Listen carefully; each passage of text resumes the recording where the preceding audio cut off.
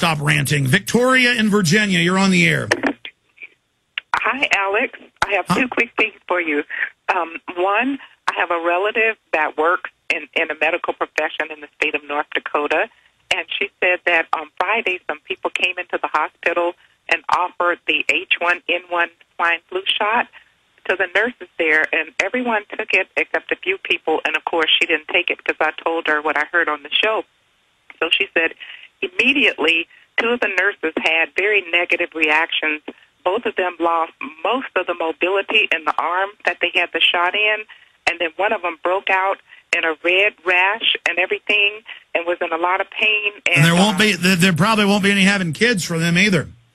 I know, and she said that she took Benadryl and it still did not help her. Well, let me just tell you, there's an internal, what you need to give the nurses is just search engine, secret CDC report, brain damage, vaccine. And they admit that they know that it has caused it in the past and is causing it. There's a Reuters article. In fact, get Burmis to reprint it. I forget the headline, saying, get ready for a bunch of deaths, but it's not going to be from the vaccine. You're just going to think it is. Here's the good news. In New York, over 50% of the nurses have said no. That was in the AP. And a lot of people in Europe are saying no. But yes, I'm going to talk about flu next hour. What did she think? I mean, did the nurses get freaked out when suddenly their arms got paralyzed? Absolutely. They were very freaked out and everything. And, and I'm glad she listened to me because I begged her not to take the shot, and she listened to me. But as a result, she's not like the other ladies. But I'm going to keep you posted on what happened to them because she said one of them didn't even get to come back to work the next day. So I don't know what's going on with her. Well, here's the deal. We've had top scientists, brain surgeons, virologists on, and they've said that the adjuvants, key word, write that down, folks, adjuvants.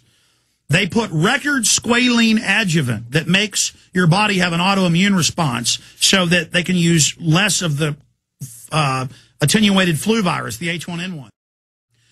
And they tried, the last time they tried large amounts of adjuvants, squalene-based, in the late 90s and early 2000s with troops, with the smallpox and anthrax, but mainly anthrax shot. This is like mainstream news. It killed a bunch of troops and caused others to have autoimmune responses and become partially paralyzed, fully paralyzed, or to have brain disorders and die. Their bodies attacked their own brainstem and literally ate the brainstem, turned into like yogurt, liquefied it. Now, this is the key. This vaccine there's 5 different companies, but conservatively has double the adjuvant, and some of the batches have 5 times. That's mainstream news. 5 times the adjuvant. So this is really a test to see if they can screw everybody up, kill a bunch of people, hurt a bunch of people, and then nobody gets in trouble, and the media just soft soaps it and whitewashes it and makes excuses. This is all a big beta test to see what they can get away with. Just what did I say 3 years ago? From the studies, we knew that Gardasil was killing a large percentage, a large minority, and paralyzing many others, and causing huge brain swelling with the human papilloma virus Gardasil. Now, since then, it's all over the news. It's hurting people. They don't care. They were given government liability protection. Now, again, I didn't pull this out of my hat. It was in the trials, and I had women on, one woman whose daughter died, another woman whose daughter was paralyzed, a 13-year-old cheerleader in perfect shape. They get paralyzed, rashes break out, then blood starts pouring out the rashes, and now you just search engine the term or go to YouTube, girl dies from Gardasil, and you'll see local newscasts. It never makes it national. All over the country, this woman going, I gave my 14-year-old the shot, and she's dead a week later. I mean, ma'am, this is massive. But do you see what I'm saying? Terrible. And the other one I wanted to tell you about was like in the state of Florida, the criminal justice system is changing the laws to make up any kind of criminal charges to arrest people. And then once they put them in the jail, they feed them toxic chemicals in their food and in the drinks they give them. And then they're sterile. They can't have children after that. Well, now they did catch him in Alabama doing that with black men with several studies, not just Tuskegee, but Huntsville, Texas, it came out in the Houston Chronicle.